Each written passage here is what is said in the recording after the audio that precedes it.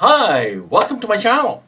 The last time I featured the Dragunov stock, I did the stress test and it failed miserably. It broke on the second of 10 grip tests. So today we're going to take a closer look at the breakage and hopefully have some recommendation for the factory who's working on a replacement. Officially right now, the importer said we'll be able to buy the replacement at a deep discount. However, I don't want them to rush, so who knows how long that's going to take. It could be next spring, could be next summer. And I don't want $2,000 just sitting around, so it kind of forces me to do a more moderate fix. The importer approved a quick fix, a wood screw. There's a report of that failing. So obviously, I can see why that wouldn't work. So today I'm going to also show you how to do a moderate fix.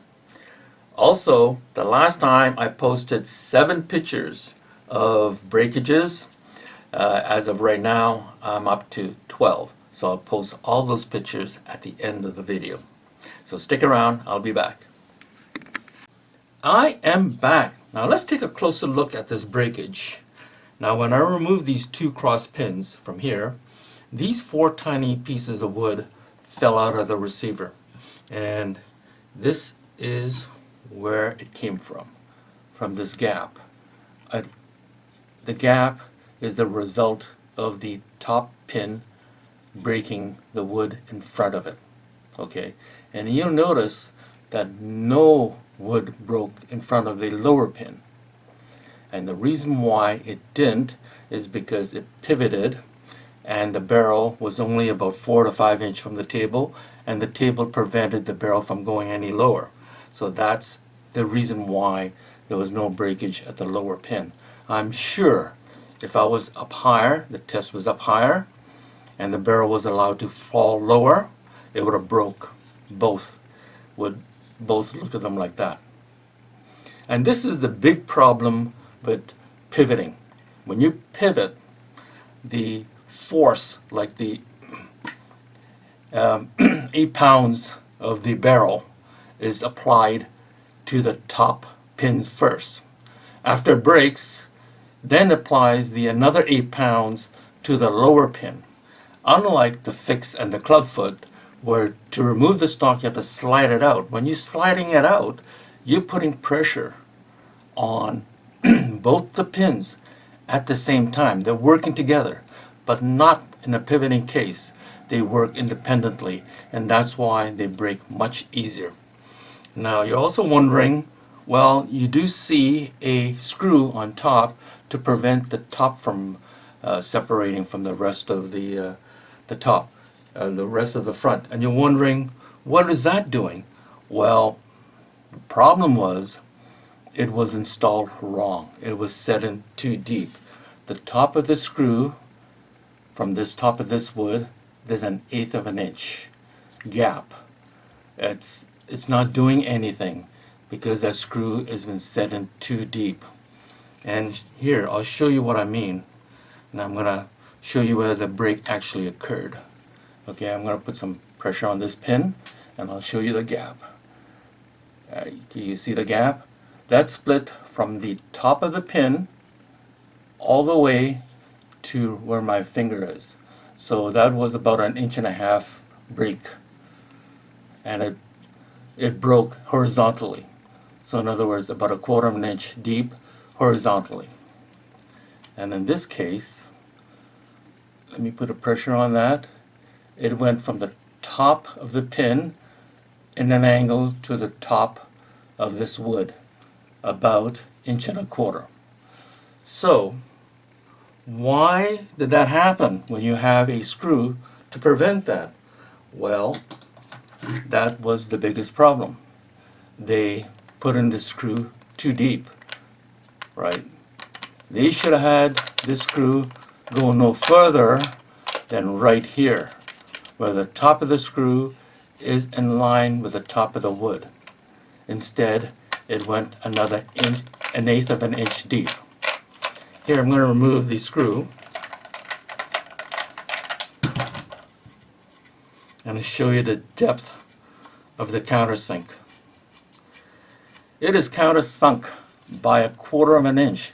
There's no reason why it should be countersunk 1/4 of an inch when the head is thick about 1/8 of an inch. But look at the depth. It's like 1/4 of an inch deep. Okay, now the screw is 1.5 inches long. That's the proper length. But here's another problem. The problem is the thread. The thread is too fine. Okay, this is a wood screw thread, and look at the difference. Coarse is good, fine is no good. So if it did catch, okay, if this was only to a depth of 1/8 of an inch, it still probably won't work because it doesn't have much of a grab. So my recommendation to the factory is, first, do not install these too deep and use a coarser thread. Okay, what other recommendation I can make to the factory? One, other than the screw, so would be number 2, add more wood to the front of this stock. There's no reason why it couldn't come out like this, straight across like a rectangular. Okay, so you're going to have about another 3/4 of an inch on the top side, another 1/4 of an inch on the downside. That would help prevent. Okay, but will that stop it from breaking? I don't actually think so, but I think it'll help. And I think you should encase the whole thing with a rectangular tube. Okay, and then to hold the tube in, use the top screw to hold the rectangular tube from slipping out. So the top screw has now got a different function. It's to hold the rectangular metal tube from sliding out. Okay, now don't forget there's more extra material here, so the rectangular tube should be able to, it has to be custom fitted, would nicely fit in there. Okay, so that's what I would actually recommend they do. Okay, so what do I do in the meantime? I have $2,000 locked up in this, and now who knows when the factory is gonna be have the replacement stocks available to us. So it kind of forces me now to do another fix. I'm finished drilling. I went from here, the back of the trunnion, straight down on a 45 degrees angle, and I came out from the bottom, and I used a wood chisel, and I made a recess for the nut and for the washer. This is considered a moderate fix, and that is because you don't have to remove the wood. This is perfect for a, let's say, the wood screw fix, quick fix that you did, and let's say it failed, then this would, you can follow up with this fix. Basically, you drill it right through the same hole and come out from the bottom of this upper stock, and you need a screw 10/32, and you need to cut the head, part of the head off. Take a close look.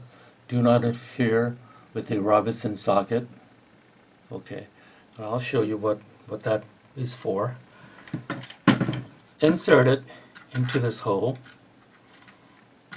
Now, mine is just a little less than 1.5 inches long. Yours could be different. So, put the washer in. Okay, and then the nut. And the reason why I did a recess, so it wouldn't, well, first, it wouldn't show, or it wouldn't interfere with my grip. Okay, now I'm tightening it. Okay. Don't forget, when it's all nicely done, you have to use the Loctite. Okay, so if you can't turn any more, back up and back up to make sure the cut that you made is perfectly horizontal. See that screw? It's perfectly horizontal. If it's not horizontal, then it will interfere with the top cover. You won't be able to close it. And if you can't close it, then come back and turn this again. Okay, now let me reassemble the bolt.